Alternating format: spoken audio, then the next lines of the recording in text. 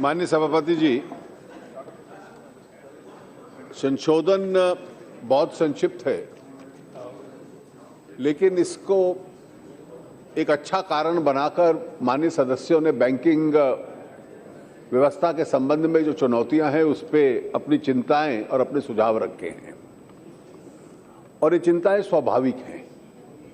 स्वाभाविक इसलिए है कि देश को एक मजबूत बैंकिंग व्यवस्था की जरूरत है और एक मजबूत बैंकिंग व्यवस्था अर्थव्यवस्था का आधार बन जाती है। You need a strong banking system in order to support growth. कोई भी व्यवसाय शुरू होता है, छोटे व्यक्ति का हो, बड़े व्यक्ति का हो, उसके अपने साधन सीमित होते हैं। बैंक उसको साधन देता है, वर्किंग कैपिटल देता है, जिसके आधार पर व्यवसाय बढ़ते हैं, रोजगार बढ़ता है, सरकार को जिसमें से टैक्सेस मिलते हैं और देश चलता है। ये अर्थव्यवस्था इसी प्रकार से चलती है। दूसरा इसका उद्देश्य ये है, जो हमारे नॉर्थ ईस्ट से, सिक्किम से साथी ने कहा कि बैंकिंग व्यवस्था का जब विस्तार होता है तो उसके पीछे एक उद्देश्य ये भी होता है कि फाइनेंशियल इंक्लूजन, कि बैंकिंग व्यवस्था के अंदर उनको शामिल किया जाए जो इस फाइनेंशियल व्यवस्था से बाहर है, उसका विस्तार अपने आप में किया जाए।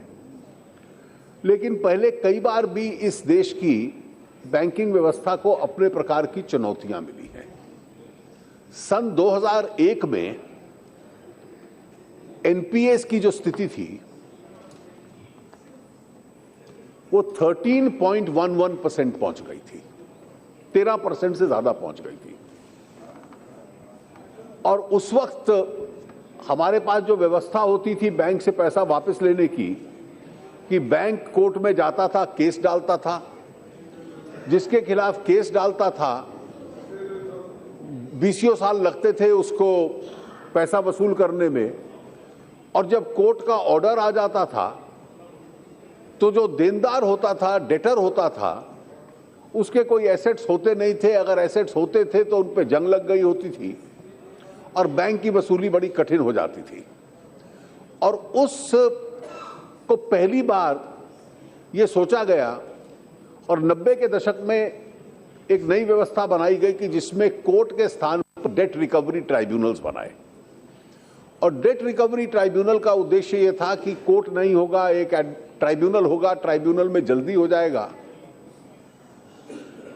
लेकिन ट्राइब्यूनल भी अपने प्रकार से एक प्रकार कोर्ट की तरह ही चलने लग पड़े। जब 2001 में यह चुनौती आई और पूरे विश्व में यह स्थिति है कि पैसा देने के बाद अगर कोई डिफॉल्ट करता है तो वो बैंक के पीछे भागता है कि किस प्रकार से सेटल करे। लेकिन हमारे देश की यह स्थिति थी कि क्रेडिटर जो था वो डेटर के पीछे जाता था हाथ जोड़कर के कुछ वसूली आपसे हो सकती है कि नहीं। इस रिलेशनशिप को बदलने का एक प्रयास हुआ जबकि कानून सरफाजी लाया गया, सिक्योरिटाइजेशन लॉ। उस वक्त बड़ी हैरानगी हुई लोगों को, उनको लगा कि बड़ा हार्श लॉ है। सुप्रीम कोर्ट में चुनौती हुई, सुप्रीम कोर्ट ने भी उसको अपहोल्ड कर लिया। और उस कानून के पीछे उद्देश्य ये था कि अगर किसी ने बैंक का साधन नहीं दिए, किसी उद्योग ने, तो बैंक पहले दिन जाके नोटिस देने के बाद उस उद्योग के ऊपर कब्जा ले लेगा, अपना ताला लगा देगा। और फिर उसकी संपत्ति के ऊपर कब्जा कर लिया तो वो कोर्ट में जाकर चुनौती देगा कि भाई मैं कुछ देने को तैयार हूं, इसलिए बैंक मुझे माफ करे। इसका असर यह हुआ, और दो कारण थे कि शुरू में जब सरफाजी कानून हमने लागू किया तो 13.11 एनपीएस 2001-2 में ये 2.1 पे आ गए 2007-8 में। 2008 के पास दूसरा कारण यह था कि वो पीरियड था 2003 से लेकर 2008-9 तक, जब तक ग्लोबल इकोनॉमिक क्राइसिस नहीं हुआ, जो कि ग्लोबल इकोनॉमी के लिए बूम पीरियड था। उसका एक असर भारत पे भी था और उद्योग कुल मिलाकर अच्छे चल रहे थे। दोष देना हो तो एक स्वभाव होता है कि एक सरकार में है तो पुरानी सरकार को दे दें। उस वक्त जब उद्योग अच्छे चल रहे थे और बहुत प्रश्न पूछे गए कि ये एनपीए कैसे बने, मुझे लगता है कि इसकी इनमें से अधिकतर की वास्तविकता हम लोग समझ लें। कौन से ऐसे सेक्टर्स हैं जिसमें ये एनपीए सबसे ज्यादा बने? सबसे ज्यादा बने, सबसे पहला सेक्टर है स्टील का। स्वाभाविक है कि सरकार को भी लगता था, उद्योग को भी उस वक्त लगता था कि स्टील में एक्सपेंशन होना चाहिए और किसी भी देश के निर्माण के लिए स्टील की प्रोडक्शन अपनी होनी चाहिए, और हमारे देश में हुआ भी। सरकारी कंपनियां भी थी, निजी क्षेत्र की कंपनियां भी आई, और स्टील सेक्टर के पीछे जो स्ट्रेस का मूल कारण था कि चाइना में बहुत बड़ी सरप्लस कैपेसिटी बन गई, और चाइना की उस सरप्लस कैपेसिटी की वजह से चाइना से सस्ता स्टील केवल हिंदुस्तान में ही नहीं आया, यूरोप में भी गया, अमेरिका में भी गया।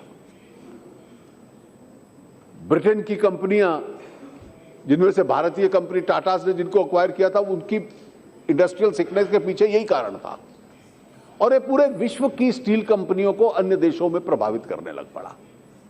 तो हमारा स्टील सेक्टर एक प्रकार से स्ट्रेस्ड हो गया, और कोई भी अकाउंट जिसको हम नॉन परफॉर्मिंग कहते हैं, बैंक से ऋण लेना अपने आप में बुरा नहीं है, उस ऋण को निभाते रहना, उस पे ब्याज देते रहना, उसको सर्विस करते रहना, यह किसी भी उद्योग के लिए आवश्यक होता है।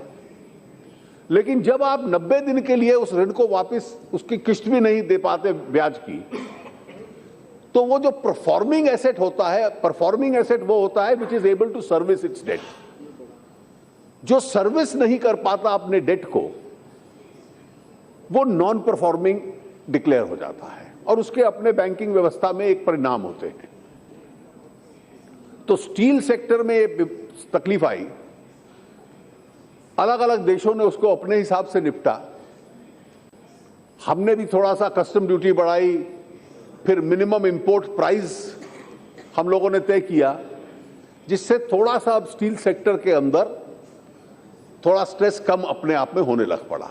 और अधिकतर हमारी स्टील मिल्स कुछ छोड़ के, और इसमें सबसे अधिक अगर हम देखेंगे कि सबसे अधिक ऋण किन कंपनियों का है, तो उसमें स्टील सेक्टर की कंपनियां इसमें सबसे आगे हैं सेक्टर में। इसका यह अर्थ नहीं कि यह पैसा कभी रिकवर नहीं हो सकता, ये नॉन परफॉर्मिंग हो जाता है जब वो सेक्टर परफॉर्म करने लग पड़ता है और सर्विस कर सकते हैं अपने डेट को, तो वो परफॉर्मिंग डेट बन जाता है।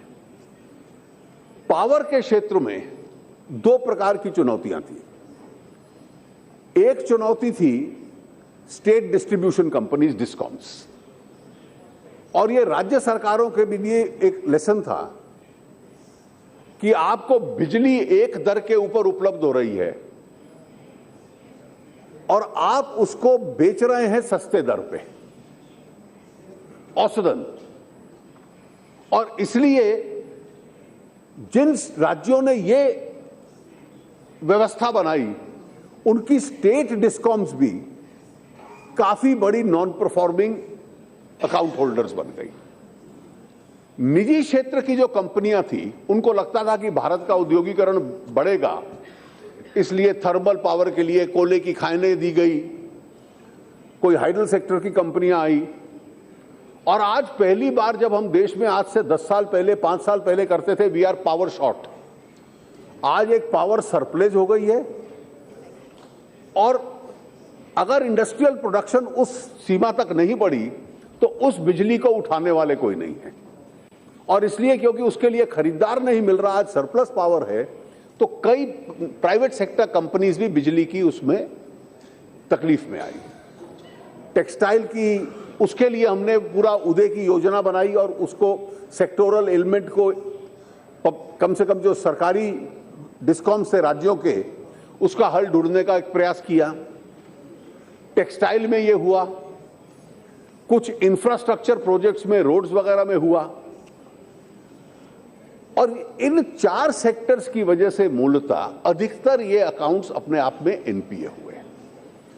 अब इन एनपीएस को के साथ जूझना ये कोई राजनीतिक विषय नहीं है, कि जिसमें मैं कहूं ये आपकी वजह से हुए। स्वाभाविक है, ये 2014 के पहले के हैं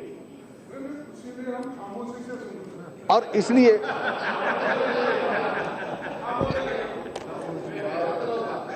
आई थिंक खड़गे जी, आप इतने सीनियर अनुभवी हैं, you have realised that is the safest option.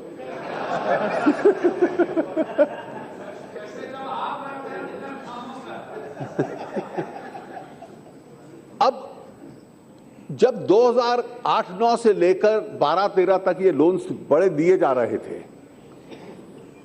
उसके बाद ग्लोबल इकोनॉमी में एक प्रकार से स्लंप आया। उस ग्लोबल इकोनॉमी के स्लंप का स्वाभाविक है हिंदुस्तान में भी असर पड़ा।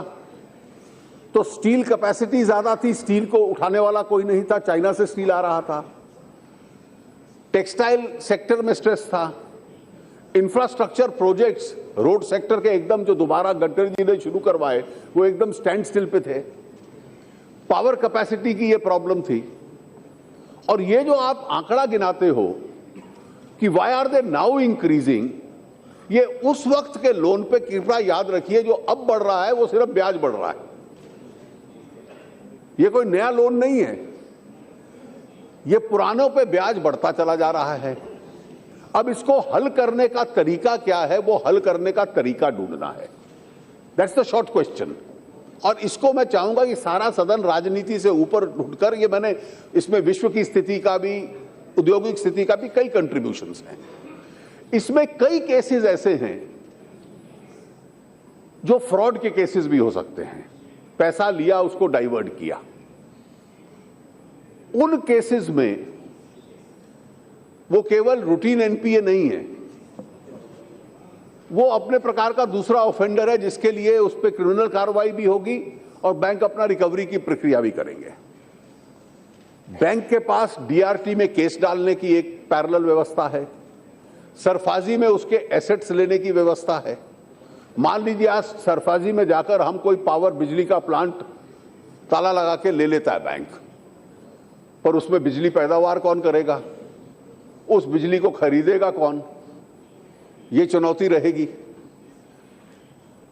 क्या बैंक टेक्सटाइल की मिल चला पाएगा, उसको आगे बेचनी पड़ेगी किसी को जो चला सकता है, जिसके पास साधन होंगे। तीसरा इसमें व्यवस्था ये की कि हम लोगों ने सिक्योरिटाइजेशन लॉ को भी बदला, जो भी प्रेमचंद्रन जिसका जिक्र कर रहे थे। डीआरटी लॉ को भी बदला, उसकी संख्या बढ़ाई, उसका इंफ्रास्ट्रक्चर बदला। इसमें एसेट रिकंस्ट्रक्शन कंपनीज का भी अपने आप में बड़ा रोल है। एसेट रिकंस्ट्रक्शन कंपनी वो हैं जो कि इस प्रकार के स्ट्रेस्ड एसेट्स को खरीद लेती हैं। उनको लगता है ये 100 रुपए का एसेट है, ये बंद है, कोई इसको चला नहीं सकता, मुझे अगर ये 60 रुपए में मिलता है तो मैं आज 60 में इसको खरीद लेता हूं, इसको पुनः शुरू करवाता हूं, मेरे पास पैसा है, और एक बार शुरू हो गया तो 2-3-4 साल में मैं इसको 100 रुपए का या 90 रुपए का वापस बेच सकता हूं। ये उनकी एक पूरी दुनिया के अंदर एसेट रिकंस्ट्रक्शन कंपनीज इसमें आती हैं। तो एसेट रिकंस्ट्रक्शन कंपनीज हिंदुस्तान में आए, हमारे अपने लोग भी बनाए, दुनिया भर की भी आए, उसमें हम लोगों ने कानून बदला और एआरसी के लॉ को लिबरलाइज किया ताकि देश के अंदर एआरसीज एक्टिवेट हो। इसमें 2 प्रॉब्लम्स और हैं। There are 2, and Moily Saab, I am particularly addressing you since these are subjects you have been dealing with. When banks start making commercial decisions on settlements, and this is an argument I am addressing in favor of the honest banker. He decides that he has to recover some money and how this unit can be restarted. So the bank will say, let me take a slight haircut, means I make some waiver of some interest. The balance, let us start this company so that it starts paying back interest. Or the banker will tell him, you induct a partner who will bring in some investment. So on some commercial considerations, they will try to make the best out of this situation. And some of our laws, as of today, are obsolete.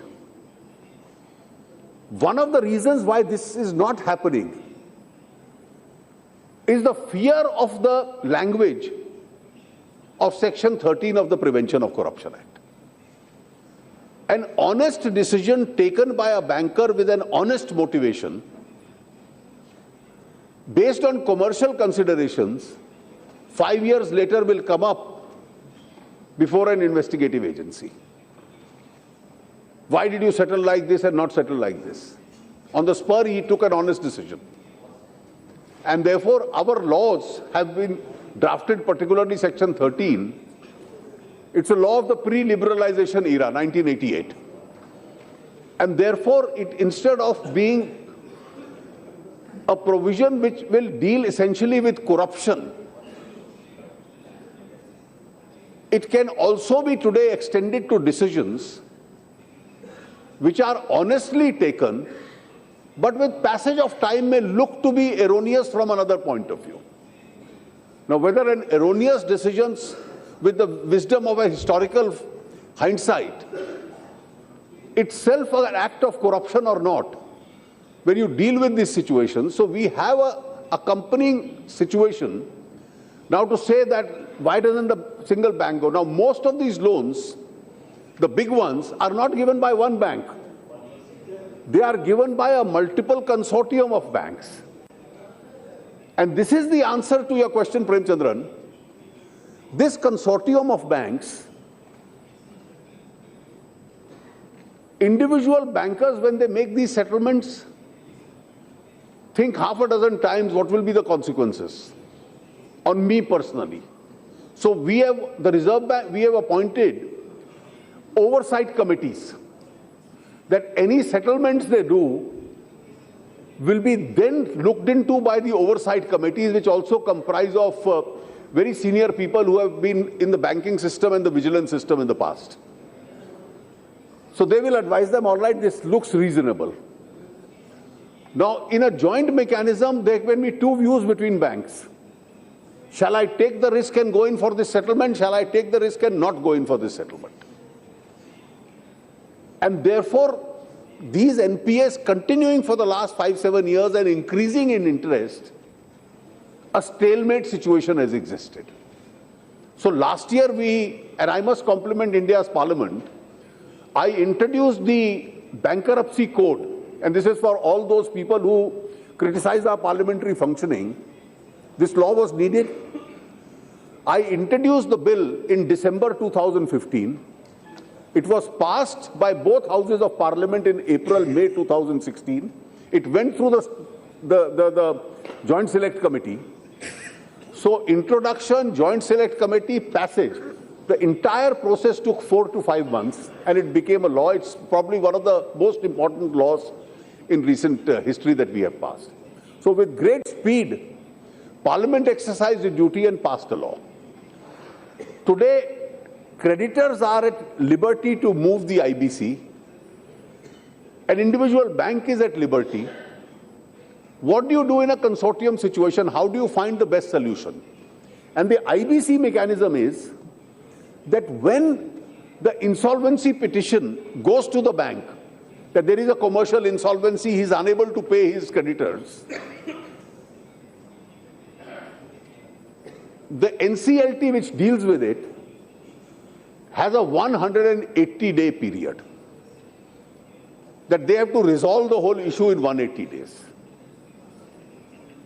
Some people have to bring partners, some will have to have joint ventures, some will have to sell, some asset reconstruction companies will come.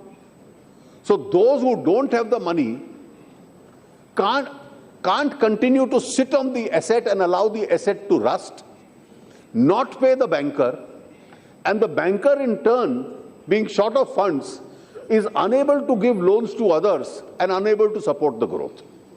Now, this is the status quo which has existed for the last several years. Now, this process had to be broken, and therefore, even though we have alternate methods of going to the DRT, securitization, you have the RBI schemes for restructuring, the S4A scheme. There are various schemes which are in operation. You can have your settlements under the overseeing mechanism.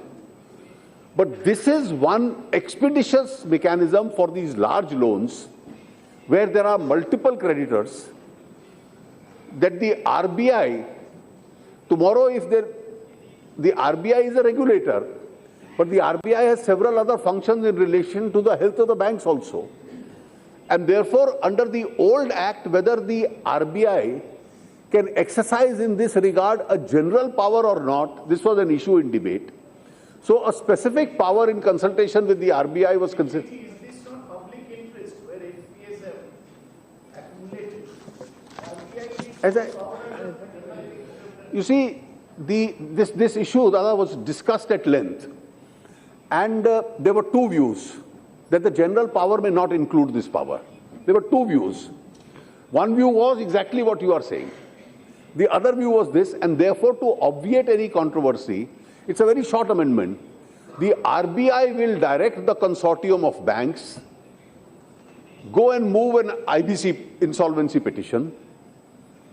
That insolvency petition will be admitted by the NCLT, और 180 दिन में NCLT को उसका पूरा हल ढूंढना पड़ेगा, उसको रिजॉल्व करना पड़ेगा। ये तो स्थिति चल नहीं सकती कि आप बैंक का पैसा दे नहीं सकते, कंपनी को चला नहीं सकते और आप उसके ऊपर बैठे रहें और बैंक की व्यवस्था पैरालाइज हो जाए, वो आपसे पैसा वापस लेकर बाकी दुनिया को आगे पैसा ना दे पाए। और इसलिए अगर आप नहीं दे सकते तो आप फिर जो आपकी आज स्थिति है, कोई पार्टनर ढूंढिए, कोई दूसरा व्यक्ति आएगा, वो इसको चलाएगा, कोई ARC आएगा, कोई फंड आएगा, इसको टेक ओवर करेगा, इस स्ट्रेस्ड एसेट को या NPA को, और इसलिए इसमें मूवमेंट शुरू हुई। The question that Premchandran raised, what is the criteria on which they will exercise? The RBI, let us have faith in it. In fact, let me tell you, some of the RBI immediately swung into action once the ordinance was passed. In the first round, they have picked up 12 cases.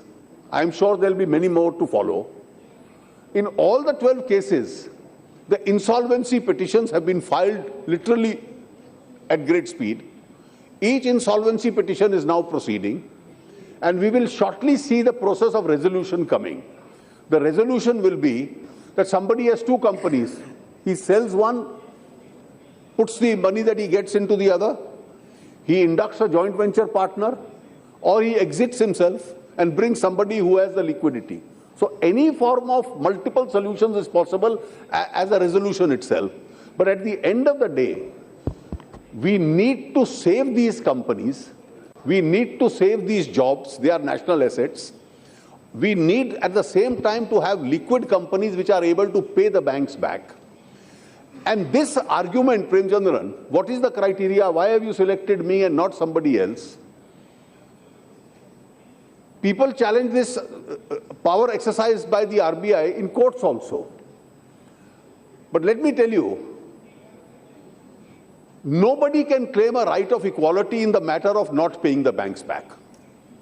There are hundreds of people who have not paid, so why are you taking action against me? This is no argument which is available. The system has a capacity to take some number of cases. The RBI has taken 12 cases which they thought were bad cases. I'm sure they will take more. They are all over 5,000 crores. You are right. They are in thousands. They involve the kind of money we can't imagine. And they have taken up some difficult cases.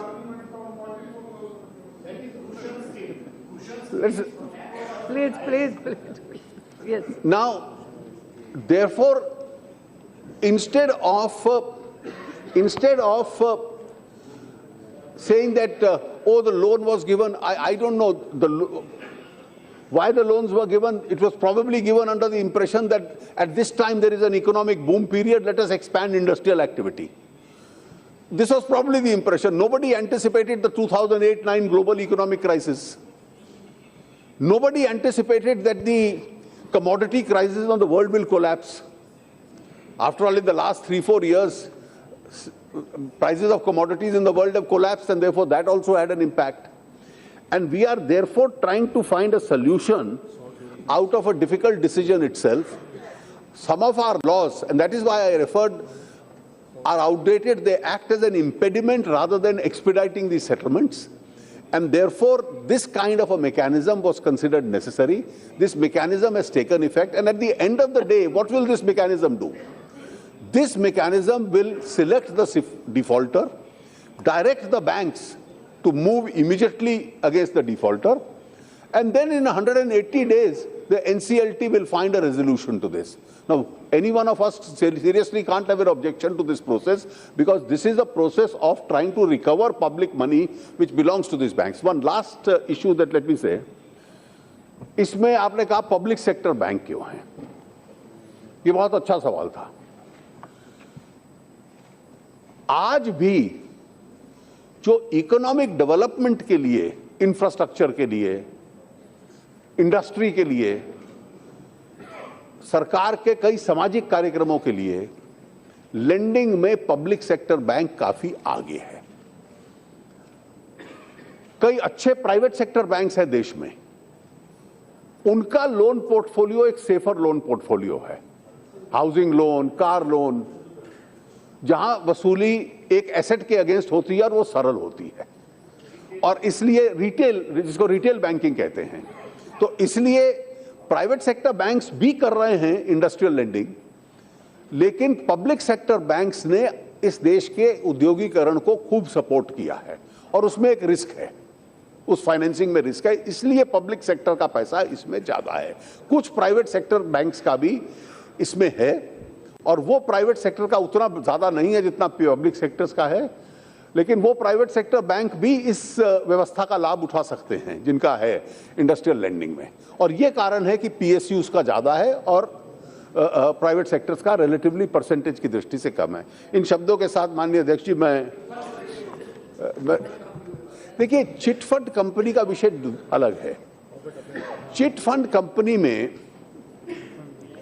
कोई 1-8% ब्याज ज्यादा मिल जाएगा, और इसलिए उस आकर्षण के आधार पर वो लोगों को परसुएड करते हैं कि आप बैंकिंग व्यवस्था में ना जाकर हमारे पास आइए.